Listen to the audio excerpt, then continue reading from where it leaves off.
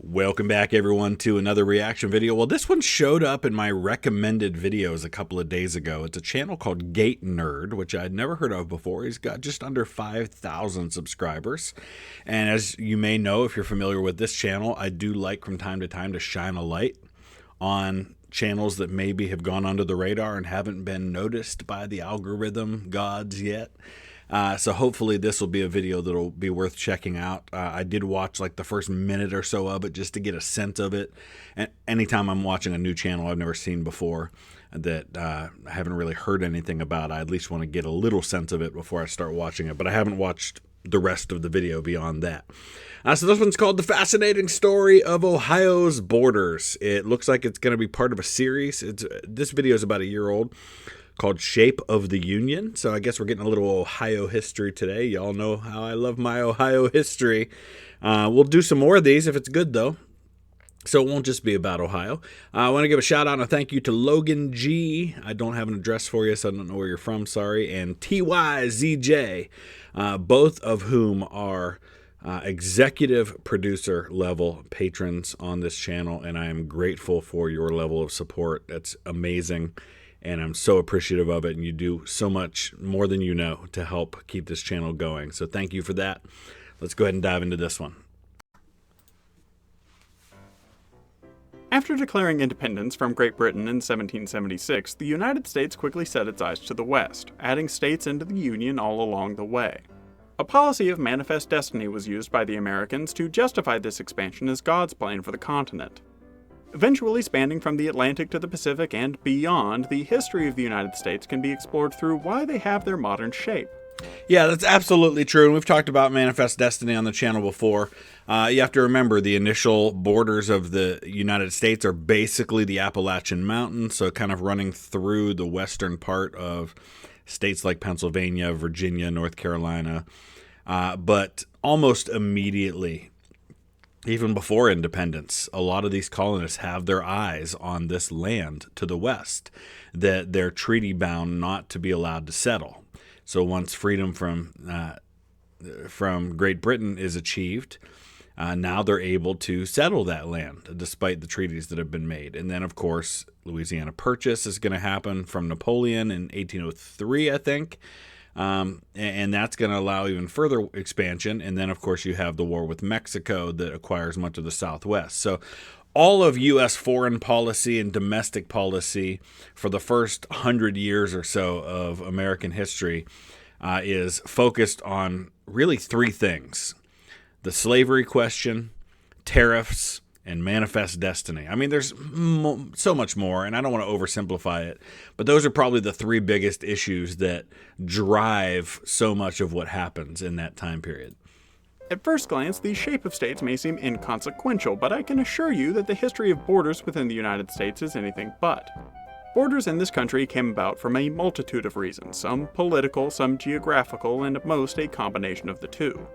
Dividing the continent up wasn't done on a whim, although looking at a map it's easy to lose sight of that. This gray box is just one of the millions of square miles in America, in one of the thousands of counties, and just one of the 50 states. Every border in this country has a story, and in this series we're going to explore all of them, starting with one of the most fascinating examples, Ohio. Ohio's borders were laid down by the lazy, the lying, the cheating, and the conniving. But in order to see those borders, we're going to have to start from scratch, so say goodbye to Ohio. It will return, whether you want it to or not. Hey now. Actually, I get it.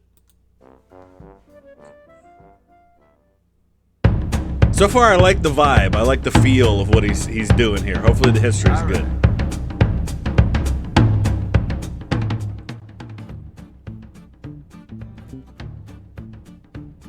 The 13 colonies had been united in their hatred for the I like the Maryland country ball that we've got going on here. He looks kind of cool.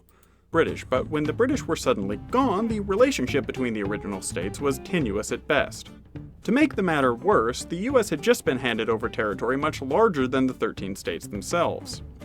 In the 1782 Treaty of Paris, the British ceded to the Americans all of the land held by the colonies as well as everything the British controlled east of the Mississippi River. That meant that the country had doubled in size nearly overnight, with most and is going to double again in another 20 years. of the land having hardly been settled. Just as quickly, the 13 states began fighting over who would get a piece of this land ceded by the British. They haphazardly claimed anything west of themselves in a bid to secure resources, farming. Yeah, I mean, basically, just imagine this. Imagine you're Virginia and you say, okay, everything west of us, going as far as you can go, is also Virginia. So Kentucky is Virginia. North Carolina claims what is now Tennessee. Connecticut is going to claim Northeast Ohio as the Connecticut Western Reserve. It's crazy. Land and power. The southern states, notably Virginia and North Carolina, simply looked west and claimed everything as far as the Mississippi River. At this point in history, rivers were still the most reliable way of dividing land because maps weren't good enough to reliably draw straight lines makes sense. yet. This fact will come to play a larger role later on in the video. One of the most important rivers in the territory ceded by the British was the Ohio, connecting western Pennsylvania to the Mississippi. It was if you want a little geography lesson for those not familiar with this area, the Ohio River starts in downtown Pittsburgh. The Steelers used to play in what was called Three Rivers Stadium. It's Heinz Field now. I think they've still got Heinz Field. Maybe they changed it again. But the Monongahela River comes in from West Virginia, and the Allegheny River comes in from up in Pennsylvania. And then, of course, there are other rivers that run into those, like the Beaver River. And I live by the Mahoning River, which I think runs into the Beaver River, which runs into the Allegheny.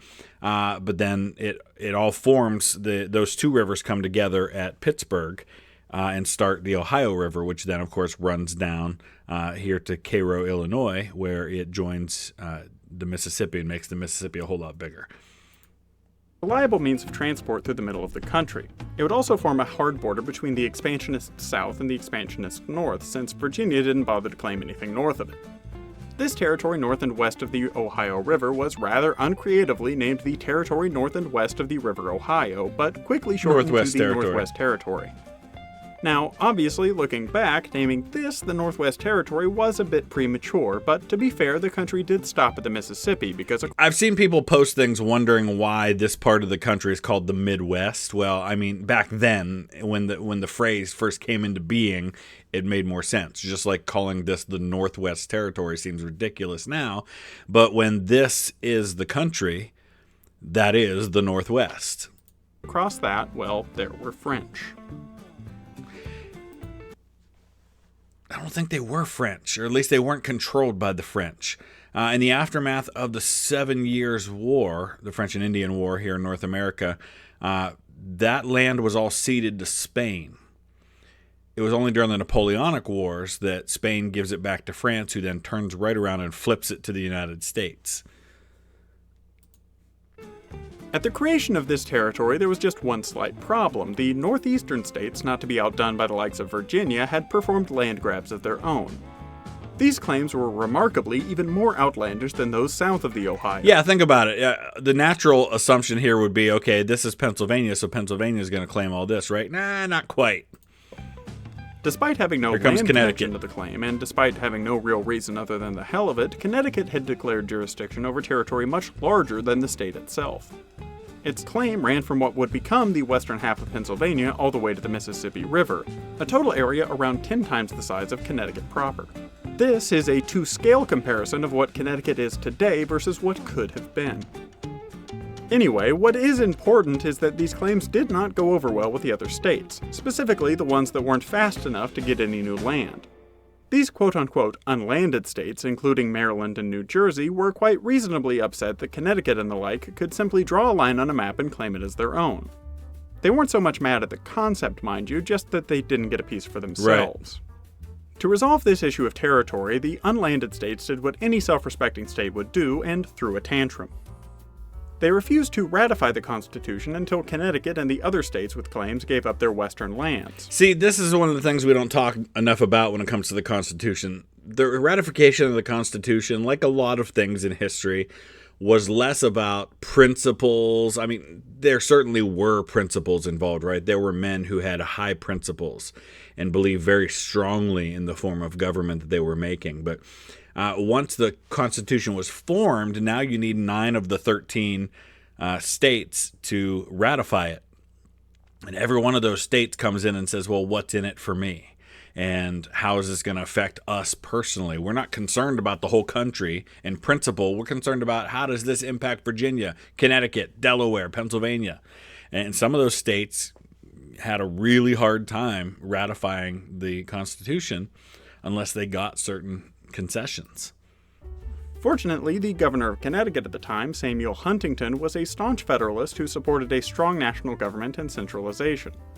In order to make sure none of the unlanded states left the Union, Huntington ceded the state's western lands to the new Northwest Territory. The other landed states soon followed suit. So this area right here, and I don't know if how much he'll touch on this or not, but this is important because this, first of all, this is where I live, so I'm intimately familiar with the history of this place. It was known as the Connecticut Western Reserve, and you will see that name, Western Reserve, all over the place here. I live about 10 minutes from Western Reserve High School. There's Case Western Reserve University up in Cleveland. It was divided into ranges and townships, and we still use those to this day. The county that I live in is divided into these townships that were originally a part of the Connecticut Western Reserve. And like one direction was ranges and one direction was town. So you had, like, for example, the very corner one was Poland Township, and it's still called that today. And that was Town 1, Range 1. And then they kind of went from there. There were, however, two areas north of the Ohio left to the control of their claimant states, the Virginia Military Survey and the Connecticut Western Reserve. Oh wait, didn't I say that Virginia wasn't greedy enough to call dibs on land north of the Ohio?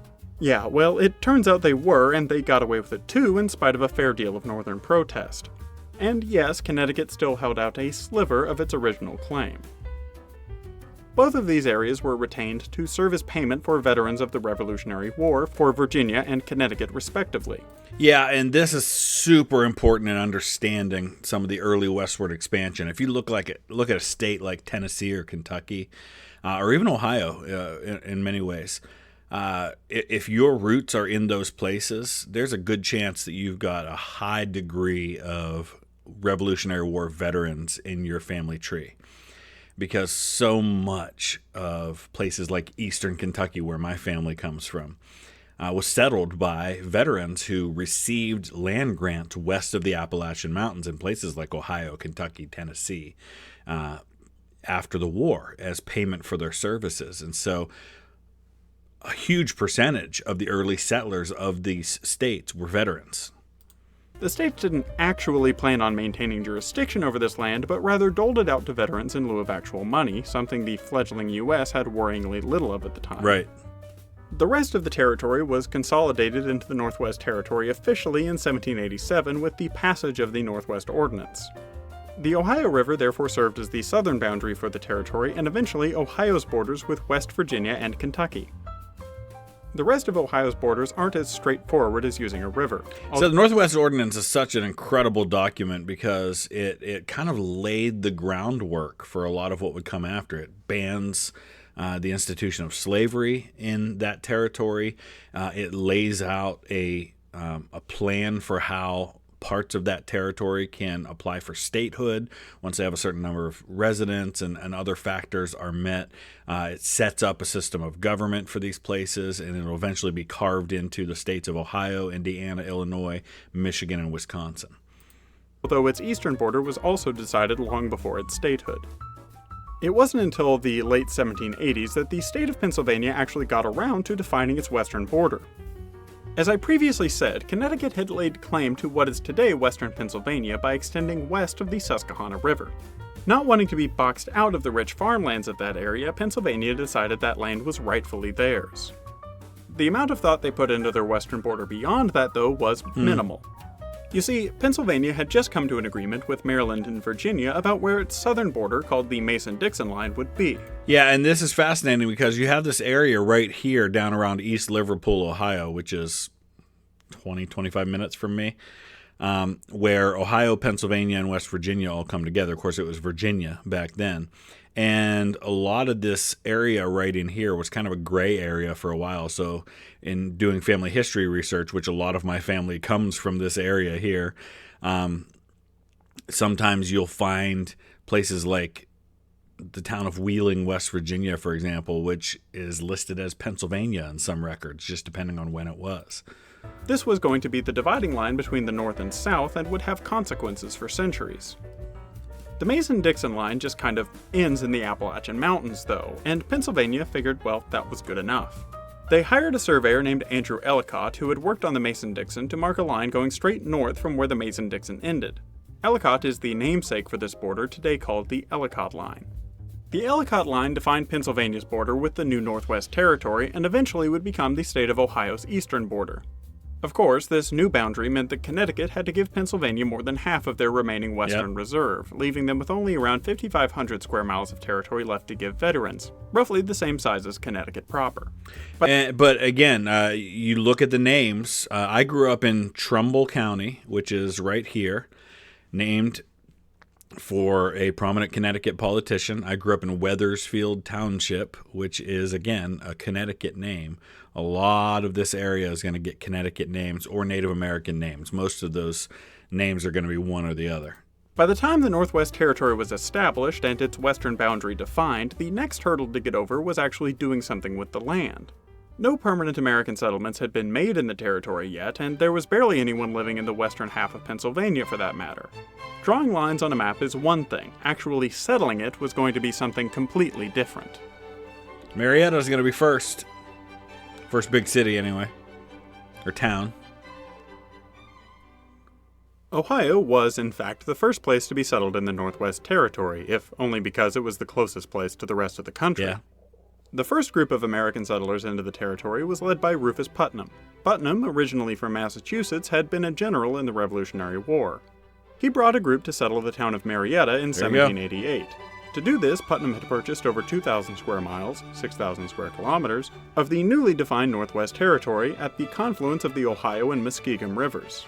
Yeah, and this is going to be Washington County. No surprise there. If you look at, Ohio has 88 counties, and a lot of our counties are going to be named, like other states have the same thing, in honor of people prominent from the Revolution, including the 3 soldiers who captured John Andre. If you've ever seen Turn Washington Spies, there were 3 guys who captured John Andre.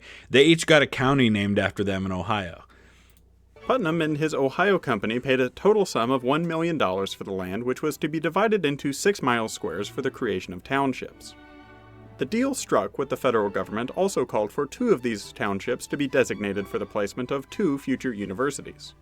One of these is Ohio University, located in Athens, which I only bring up to ensure that this video has at least one Bob. They're the Bobcats. I almost went to Ohio University. When I was in high school, I entered it was an American history competition that they did in all the high schools in Ohio. And you did like a test, and you answered essay questions. And then they chose like a couple of students in each county to come to Ohio University for the final exam, and the winner of that final would get a full ride to Ohio University to study history. And I was one of the 3 from Trumbull County who was chosen to go down there and be a part of that, and ended up getting an honorable mention in the final. Didn't finish any higher than that, but it was still a great experience. And Ohio University kind of has this reputation as being a party school, but it's a beautiful campus, all these Georgian buildings, and fascinating place. But I love the foresight here, right, of thinking ahead for education. And they did the same thing with the townships. They would set aside certain parts of the land in what was going to become Ohio for the construction of schools and things like that. The Ohio Company purchase itself doesn't have any repercussions on the eventual shape of Ohio, but it did lay the groundwork for the purchase that did. In 1788, 2 years after Putnam, a New Jerseyan named Benjamin Stites was visiting some friends in northern Kentucky when some of their horses were stolen by a band of Shawnee. The Shawnee were an eastern woodlands tribe with territory ranging across much of the Northwest Territory. And down in Portsmouth, which is on the southern border of Ohio, on the Ohio River across from Kentucky, the Shawnee State University. It's important to note that when I'm talking about all of these state boundaries, it disregards America's original tribal divisions, and that the state lines we see today are not necessarily the borders that existed before European settlement. After arriving on the continent, the Europeans systematically relocated the eastern tribes, and by the late 1700s, the Shawnee were scattered across the region with much less power than only decades before. Over the next 100 or so years, the Shawnee would be forcefully relocated further west into Missouri, Kansas, and eventually Indian Territory, today Oklahoma. Sadly, the story of Ohio's borders is largely free of any influence of its native inhabitants. Stites, after having his horses stolen, chased the Shawnee for several days, traveling well into the Northwest Territory. During his trek, Stites realized that the land was incredibly fertile and a prime location for a future settlement. Upon returning to the Northeast, Stites had informed his good friend John Cleve Symmes of his discovery. Symmes and some of his acquaintances gathered to make a purchase the same. Never heard of John Symmes as a founding father of Ohio, and I've lived here almost my entire life. Interesting. Way the Ohio Company had done. The land they purchased was legally defined as the area between the Great Miami River and the Little Miami River, all north of the Ohio. And we have Miami University, and it's the real Miami University, not that imposter down in Florida. The point of this purchase was to buy this land from the federal government and then sell pieces to homesteaders to settle. This venture ended up being incredibly profitable thanks in large part to some ingenuity on the part of Symmes. This is how you make a fortune, according to New Jersey Supreme Court Justice John Cleve Symmes. First, you sell plots of land to settlers. Seems simple enough. Well, second, you turn around and sell that exact same plot of land to another settler, much to the chagrin of the first. Now, repeat step 2 as many times as you would like for increased profits. John Symmes' final trick is that he also sold a lot of land outside of what he'd bought, land still owned by the federal government. All of this shady business didn't stop Symmes from becoming a justice of the New Jersey Supreme Court, however. He also will not be the last person to lie and cheat his way to fame and riches in Ohio. Probably why we don't consider him a founding father of Ohio. With all the settling in this part of the Northwest Territory, in 1800 Congress decided that the Northwest was too large, and set about splitting the territory in two by creating the Indiana Territory. The Northwest Territory would entail all of the land east of this new border, with Indiana receiving everything to the west. The dividing line was you see that, Michigan? Your eastern half used to be part of Ohio. Just saying. To leave in the Northwest Territory the majority of what had already been settled. The border started where the Kentucky River met the Ohio and continued northeast until it reached the newly established Fort Recovery, the furthest west fort in the territory. From Fort Recovery, the border would go straight north until it reached British Canada, bisecting both Michigan peninsulas in the process. This slightly bent border would last until just before Ohio's ascension to statehood in 1803, when the border was altered slightly. Instead of using the Kentucky River to mark the border with Indiana, Ohio's Congress decided to use the Great Miami River, since the Symmes Purchase, which used the river to mark its western edge, was the furthest anyone had lived in the territory. Yeah. It also didn't set right with the new Ohioans to use a river named for and entirely located within Kentucky to define their own state. In the end, because the Symmes Purchase was used to define the western edge of the state, through a series of very unlikely events initiated by the theft of some horses, at least part of Ohio's geographical boundary is thanks to the Shawnee. It's true. With that, Ohio is starting to look about right. The south, east, and west borders have all been defined, leaving only the northern border to be decided. Here comes the story Michigan. Of Ohio's northern border is one of the most fascinating in American history, and it culminated in what could be called the First American Civil War. And you'll hear me say it again and again, and some of you are probably sick of hearing it. We have a joke. Ohio and Michigan fought a war over Toledo, and Michigan won because we got Toledo.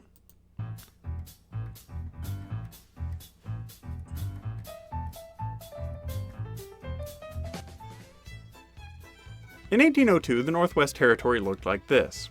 As much as Ohio would have liked to retain this size, the border between Ohio and what would become Michigan was written in the Northwest Ordinance decades prior. The ordinance stated that the Northwest Territory must be divided into not less than 3 nor more than 5 states.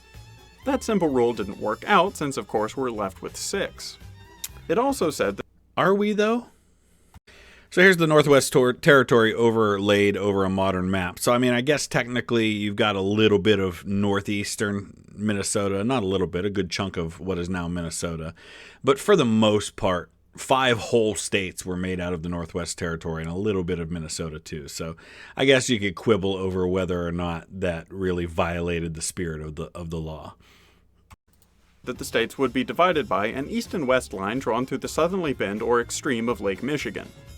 These two declarations were well intended, but unfortunately there was a problem.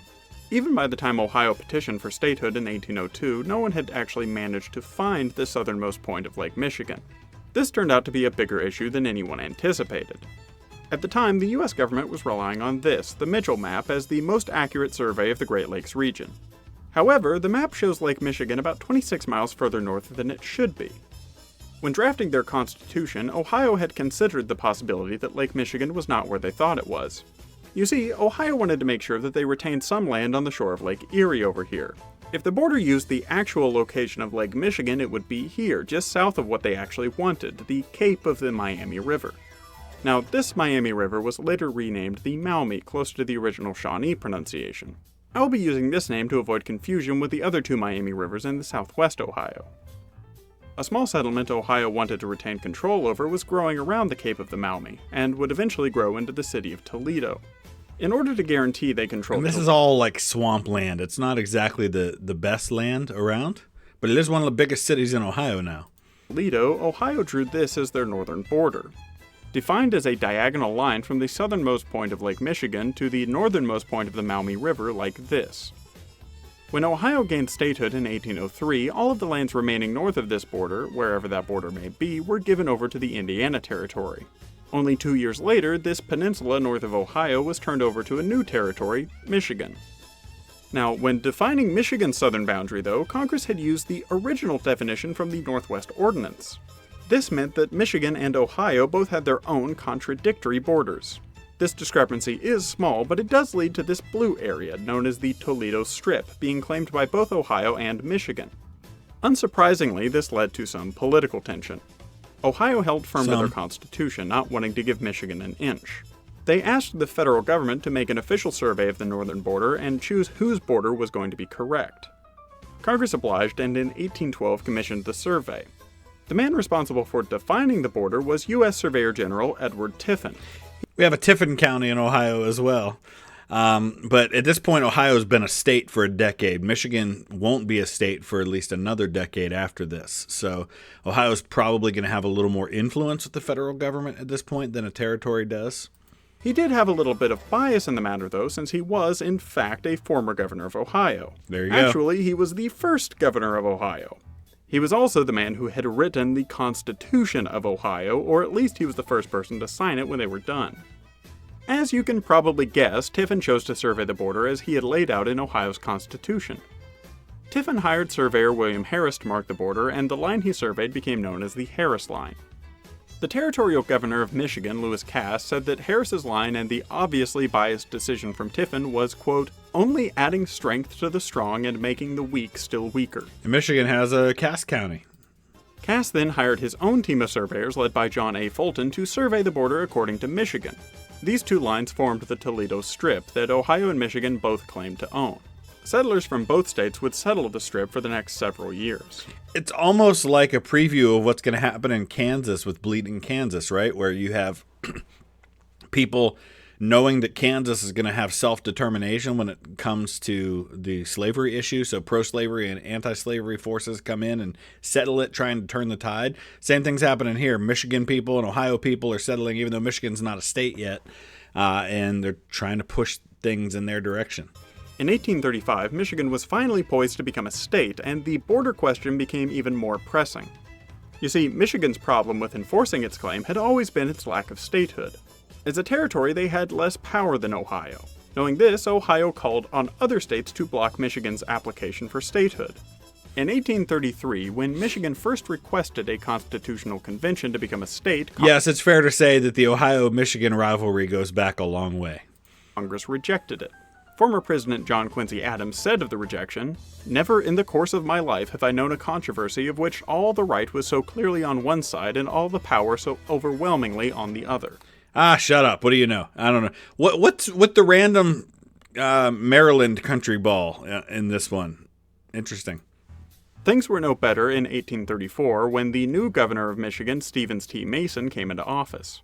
Mason was a hot-headed young man, only 23 when appointed to the position by the equally ill-tempered President Andrew Jackson. Jackson was a family friend of Mason and privately said he supported their claim to the Toledo Strip. Mason and Ohio's new governor, Robert Lucas, would spend the next year fighting over that strip. On February 6th, Ohio officially exercised its jurisdiction over the strip by appointing local officials. 6 days later, Mason responded by passing the Pains and Penalties Act. This law stated that any Ohioan who Had to pause there for a second because I think he just has a little typo here. This should be 1835, not 1863. settled in Toledo would be fined $1,000, the equivalent of $30,000 today, and or serve 5 years hard labor. Governor Mason also called up his militia to defend against any Ohioan who dared risk inevitable pain and or penalty by stepping foot in Michigan. Things came to a head in March as both Michigan and Ohio were poised to hold elections in Toledo. As a means of protecting their interests, both had also dispatched their respective militias. Mason, along with 1,000 militiamen, marched straight into Toledo on March 16th. Lucas likewise brought 600 men to Perrysburg, only 10 miles south. Think about the fact that in the 1830s, you have it's not obviously a city of 275,000 at this point. That's more what it is today. In fact, I'm very curious to know what the population of Toledo was at this time. All right, so it wasn't much of one. I mean, even in the 1840 census, it only had 1,200 people. So it was historically pretty small. But still, you have a town in the 1830s that nobody knows for sure what state it's even in. String nearly blew into full-out war. This conflict actually became known to history as the Toledo War. Realizing a fight was all but inevitable, President Jackson decided to intervene by ordering Michigan to stand down and surrender the Toledo Strip to Ohio. Jackson was a friend of Mason, though, and so they're showing Jackson as a South Carolina flag. There's still some debate about whether he was born in North Carolina or South Carolina because the area he was born in didn't really have a defined border between the two, so both sides kind of claim him. I tend to think he was probably born in North Carolina, but expressed his intent to side with Michigan. Why on earth would he suddenly change his side to Ohio's? The answer is simple. Ohio was a swing state. That's right, even 186 years ago, Ohio voters held the power to decide national elections. Jackson, a Democrat, was already considering whether his successor, Martin Van Buren, could get elected. Ohio was going to be an important state in the 1836 election, and since Michigan wasn't going to be a state in time to have electoral votes, it was deemed more important to be in the good graces of Ohio. I think WEEP is W-E-E-P. To this end, Jackson sent surveyors to officially mark the Harris Line on April 7th, which they would physically mark using chains in as straight a line as possible. On April 26th, Jackson's surveyors set up camp at land owned by Colonel Eli Phillips, an officer of the Michigan militia whose land was to become Ohio. Mason learned of this and dispatched his militia to find the surveyors and arrest them as they slept. Realizing what was about to happen, the surveyors quickly fled. Unfortunately, 9 of them were captured by Michigan. In response to this, on June 8th, Governor Lucas granted $300,000 to his militia to protect Toledo. He also set money aside to open a court of common pleas in the city and set about assigning judges. And this is not the only time in history that state militias are going to potentially come to blows. More often than not, it's just potential. But during the Hatfield-McCoy feud in the late 19th century, you've got Kentucky and West Virginia threatening each other with their militias potentially going to war over that whole thing and jurisdictions and things like that. Mason, never one to be outdone by Lucas, appropriated $315,000 to his own troops. Governor Lucas took count of his militia and found that he had 10,000 men ready to fight and defend Toledo against Michigan. The actual number of troops got quickly exaggerated by the press until Michigan finally dared the Ohio Million to try, welcoming them to hospitable graves. On July 15th, Joseph Wood, a deputy sheriff to Monroe County, Michigan, assembled a posse and went to arrest the Ohio-appointed mayor of Toledo, Benjamin Stickney. While trying to arrest the mayor, though, Deputy Wood was stabbed by Stickney's son, Two. Yes, his name was Two, T-W-O, and that's all I have to say about that. After being stabbed with a penknife, Deputy Wood and his men fled back into Michigan. Now, Andrew Jackson wasn't exactly known for being a patient man, and at this point was more than fed up with Mason's antics. The next month, in August, Jackson removed Mason as the governor of the Michigan Territory. As a last act of defiance, though, Mason sent his militia to Toledo to arrest the first session of Ohio's Court of Common Pleas. Jeez. So, yeah, I mean, that's one thing the president has power over in this case. Not that Jackson ever concerned himself with what he actually had power to do.